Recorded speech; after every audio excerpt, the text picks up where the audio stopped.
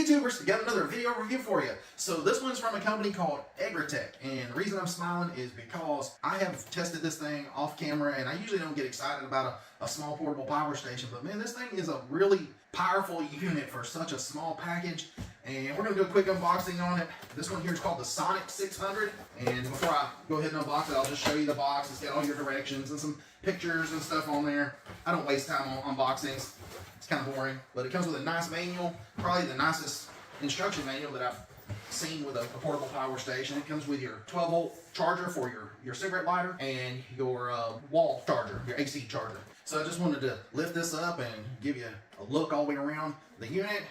It only weighs just a little over 11 pounds, so it's pretty light. And one thing that G-Wave overload inverter technology can drive 1,200 watts of equipment at a 600 watt rating power without overloading or damaging the appliance. Egretech power generator supports up to 6 devices powered simultaneously, which can drive 90% of common equipment such as rice cookers, mini fridges, hair dryers, fans, and drones. So this unit here, before I get too far into it, it says that it has a 2-year warranty, and the battery chemistry on this one is a lithium ion, and it says that it's rated right here. It says this service life of this product is 2 years, and its battery is able to support at least 1,000 deep charges and discharges. It's not as many charges and discharges as I would like. I would love for there to be more, but that's just what it's rated at, and truthfully, in 2 years, there'll probably be something out way better because the technology is just getting so amazing right now. I mean, as you can see. But anyways, we're gonna jump to the front here, and I'm gonna go ahead and turn it on. The way that you turn it on is there is a power button here, but you don't just mash it because it won't turn on. You actually have to hold it in for 3 seconds before the LCD display will turn on. And that's good because let's say you're walking with this thing, you're hiking with it, or carrying it to your car or whatever. You don't want to just accidentally touch that button and it turn on and wear your battery down. You know, it tells you right over here on the side, that is your battery indicator. Tells you how much charge you got. Now, it doesn't tell you a numerical amount. It just tells you like a block type style graph. And then right here, you've got a DC button and an AC button.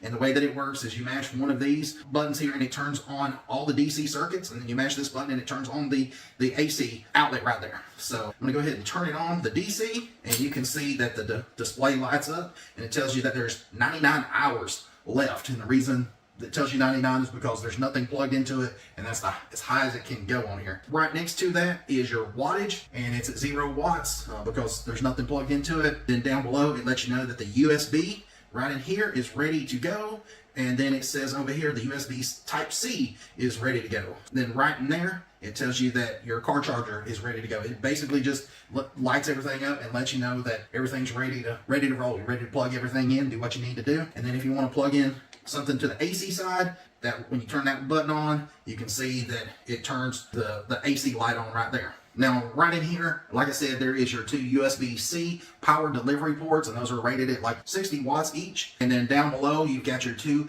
USB quick charge ports, and those are rated at 36 watts each. That is really neat to have 2 of the USB-C ports. Most power stations usually just come with 1.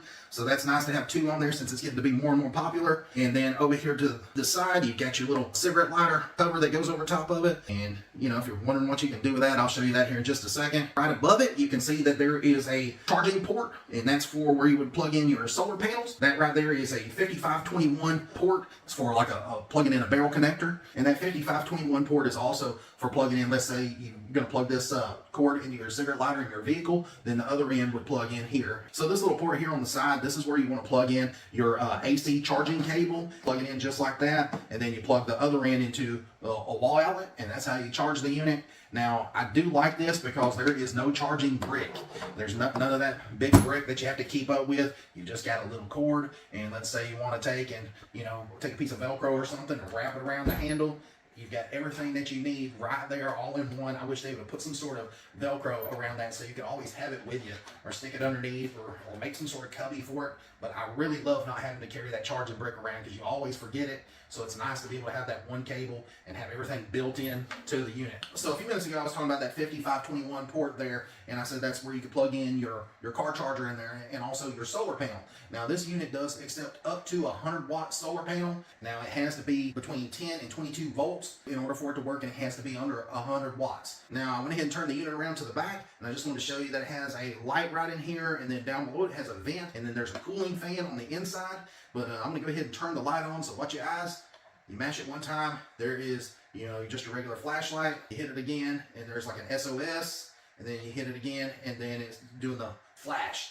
So you hit it again, it turns it off. Now, one thing I like about this unit is, like I said, the charging cable here. You know, it doesn't matter which way you plug it in. There's no right or wrong. You just push it in, and it's kind of hard to push in, but that's good because you don't want it to fall out. But the good thing about the charger on this unit is it's built in, so like I said, there's no charging brick. And then you'll notice right in here that the wattage starts jumping up. It says that it's putting in 146 watts to charging it, and it'll keep ramping up. And I've got this plugged into an AC outlet over here out of frame where you guys can't see it. So I just wanted to let you know where that power was coming from. But you can see right there, it's 192 watts, and it jumps up to somewhere around 400, but I've seen it get up to about 350 or 60 watts. Now you guys can see right in here that it's up to about 319 watts, and it's almost at a full charge. It says it likes about 8 minutes to being fully charged, but this unit charges really fast. This thing is able to go from 0 to 80% charge in 1 hour. Now, if you want to make it a 100% charge, it'll go from 0 to 100 in an hour and 40 minutes. So this thing does charge super fast with that AC plug right there. So if you're going to be using a cigarette lighter in your vehicle to charge this power station, then it's going to take you about 6 hours to fully charge it from 0 to 100. And then as far as plugging in a solar panel, it's going to take 6 or 7 hours. And that is depending on, you know, your conditions outside. If it's very cloudy and rainy looking, obviously it's going to take longer than that. Like I said, it's only able to use 100 watts. So I guess if there was a downside to this, I wish they would have put maybe a stronger MPPT charge controller in here, maybe to where it could handle at least 200 watts. But this thing really does charge fast with the AC port. You know, most people are going to use their AC. So now we're going to do another test, and we've got 1100 watt Mr. Coffee. Don't even use coffee makers. This is just something out of old yard sale junk.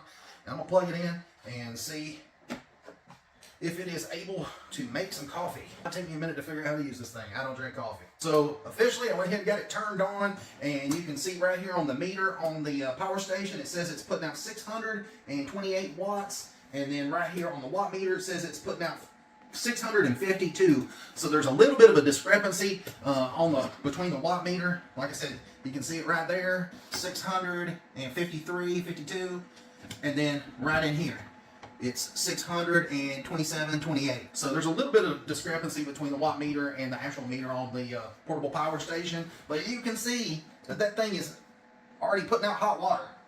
That's pretty amazing for a unit that's rated at 600 watts, but it's able to do 1200 watts. Usually when you get a portable power station, it's rated at 600 watts, and it might be able to do 1200 watt surge for just like a few seconds or maybe a minute or something. But this one here, obviously, it's powering something that's 1100 watts. And that thing's pretty warm. It's brewing it right up. And just for you naysayers at home watching this on YouTube, I mean, you can look right there. It's 106, 101, 98. Just depends on wherever that little infrared mark is pointing at.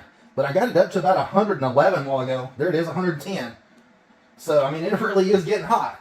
Now, I will say that it is using some power. I mean, like I said, it says 627 watts, and then 654 over here, and it's still able to do it. I'm not sure how it's able to do that. I mean, literally. So after a few minutes, the fans finally kicked on, and I gotta say, they're not loud. You can hear just a slight hum. But, you know, it's nothing like some of the power inverters that I've tested in the past, like that reliable power inverter I tested a few videos back. You know, there's those fans on that power inverter just super loud. But, you know, it's pretty normal. I mean, you can tell that it's running, but it's not super loud where it's going to annoy the crap out of you.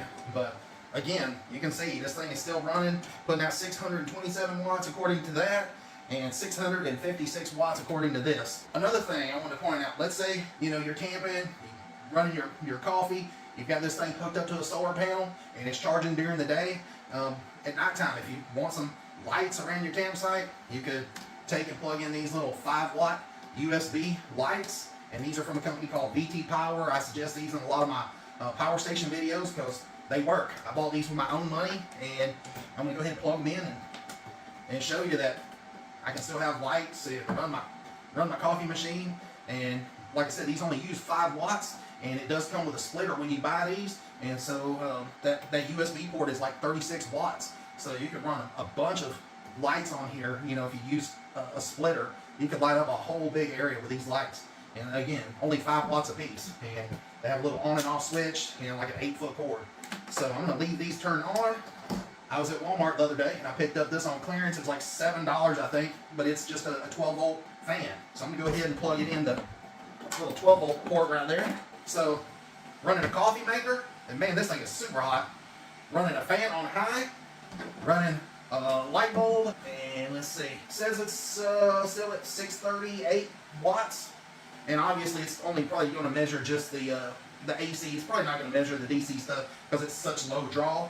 But according to this watt meter, the coffee maker is still using 654 watts, and like I said, these are putting out about 5 watts. I'm not sure on this one, but I mean, literally to be able to run all this stuff just off this portable power station, it's pretty amazing. And you, like I said, you can run a bunch more light bulbs and things like that. And one thing to always keep in mind is whenever you're using a portable power station, try not to plug in anything to the AC side if you can help it. As far as things like lights and fans, if you plug them into the USB ports and the USB-C ports, it's just a lot more efficient. You lose less power simply because you don't have to convert the power from 12 volt over to 120 volt. And even on the fans, you know, there's some good fans that use USB and USB-C ports to power them. So, you can see right here that this coffee machine is still brewing, and it's about halfway. You can see it's about right there where my finger is, and you can see the steam coming out the top of the coffee maker. I mean, that's just crazy. You would not believe that this little power station can power a coffee maker that's 1100 watts plus run a fan and USB, and it could probably run a lot more.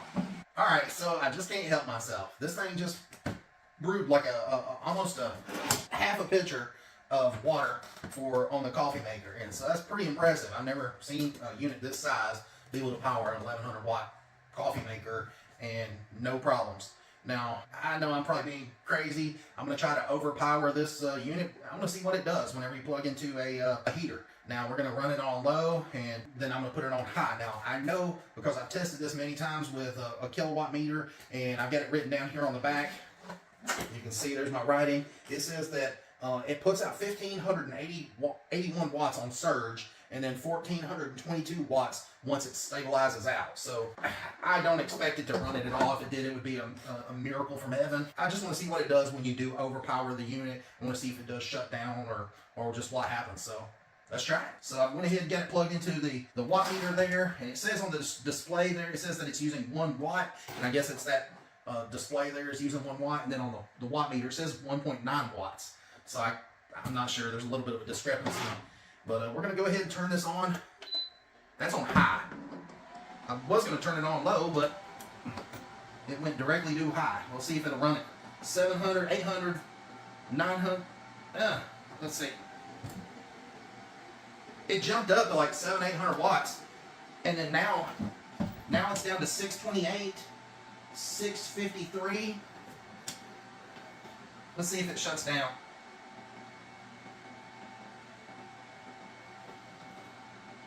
It's still putting out heat. I mean, seriously, it's probably not to its 100% potential, but it's still putting out heat. Still putting out 626 watts, 656 watts, and that thing's still putting out.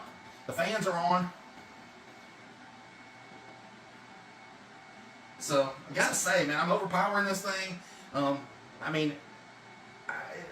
just don't understand how this thing's supposed to be putting out 1,400, 1,500 watts, and this thing it's lowering it down somehow. I'm not real sure. There might be some expert out there that knows more about how they're being able to do this with this technology that I don't understand. But gotta say, it's running it. Is it running it to its full potential?